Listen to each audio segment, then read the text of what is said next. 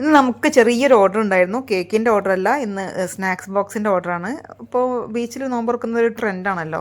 അപ്പോൾ അങ്ങനെ ഒരു ടീമിന് വേണ്ടിയിട്ട് ഒരു 10 സ്നാക്സ് ബോക്സും ഫ്രൂട്ട് ബോക്സും ആട്ടോ ഓർഡർ ഉണ്ടായത്. അപ്പോൾ ഞാൻ 4 സ്നാക്സാണ് ഉദ്ദേശിച്ചത്. മുട്ട ബജി, ക്യാരറ്റ് കേക്കും, ഉന്നക്കായയും സമൂസയും. അപ്പോൾ അതിനുള്ളതൊക്കെ ഞാൻ ആദ്യം ഒന്ന് വേവിക്കാനുള്ളതൊക്കെ. പിന്നെ ഓരോന്നോരോന്നായിട്ട് നമുക്ക് ചെയ്തെടുത്താൽ മതിയല്ലോ. 10 പേർക്ക് ആയതുകൊണ്ട് നമുക്ക് വലിയ ടെൻഷനൊന്നും ഇല്ലായിരുന്നു. പിന്നെ മാത്രമല്ല, അന്ന് ഉമ്മയും ഇപ്പിയും അനിയത്തിയൊക്കെ നോമ്പുറക്കാൻ വന്നിട്ടുണ്ടായിരുന്നു. അപ്പോൾ പിന്നെ ഉമ്മ കുറേ സഹായിച്ച്. പിന്നെ ഉള്ളി അരിയാനൊക്കെ ഉമ്മ ഉണ്ടായതുകൊണ്ട് എനിക്ക് അത്ര വലിയ ബുദ്ധിമുട്ടൊന്നും ആയി തോന്നിയില്ല കേട്ടോ ഈ ഓർഡർ.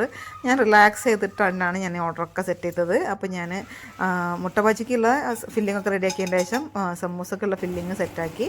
പിന്നെ നമ്മുടെ ഉന്നക്കായക്ക് നട്ട്സ് ഒന്ന് റോസ്റ്റ് ചെയ്തപ്പോൾ കുറച്ച് നട്ട്സ് നമ്മുടെ ക്യാരറ്റ് കേക്കിനും കൂടി ഒന്ന് മാറ്റി വെച്ച്, എന്നിട്ട് ഉന്നക്കായ നമ്മൾ ഫില്ലിങ്ങായിട്ട് മുട്ട തന്നെ കേട്ടോ കൊടുത്തത്. നല്ല മുട്ടേൻ്റെ ഫില്ലിങ് തന്നെയാണ് കൊടുത്തത്. അപ്പോൾ ഇതിൻ്റെ ഷേപ്പൊന്നും അത്ര കറക്റ്റായിട്ടൊന്നും എനിക്ക് കിട്ടൂല കേട്ടോ, കാരണം ഞാൻ ഇതുണ്ടാക്കാൻ അത്ര എക്സ്പേർട്ടല്ല. പക്ഷേ ടേസ്റ്റ് ഓക്കെ ആയിരിക്കും.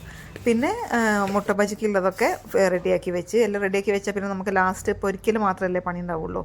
അപ്പോൾ ഇത് ക്യാരറ്റ് കേക്കിന് വേണ്ടിയിട്ടുള്ളതാണ്. ഒരു 4 മുട്ടയും 4 സ്പൂണ് പഞ്ചസാരയും 1 ക്യാരറ്റ് വേവിച്ചതും പിന്നെ ഒരു 3 സ്പൂണ് പാൽപ്പൊടി, ഇത് 4ഉം കൂടി ഇട്ടിട്ട് കുറച്ച് 2 ഏലക്കായും കൂടി ഇട്ടിട്ട് നല്ലോണം മിക്സിയിൽ ഒന്ന് അടിച്ചെടുത്തിട്ട് നമ്മൾ ജസ്റ്റ് ഈ പാനിലേക്ക് ഒഴിച്ചു കൊടുത്താൽ മതി. നമ്മുടെ നല്ല സോഫ്റ്റ് ആയിട്ടുള്ള കേക്ക് റെഡിയായി കിട്ടും. പിന്നെ മേലെ നമ്മൾ ഒന്ന് ജസ്റ്റ് ഡെക്കറേറ്റ് ചെയ്യാൻ വേണ്ടിയിട്ട് ഒരു 5 മിനിറ്റ് വേവിച്ചതിന് ശേഷം കേട്ടോ മേലെ ഡെക്കറേറ്റ് ചെയ്യുന്നത്.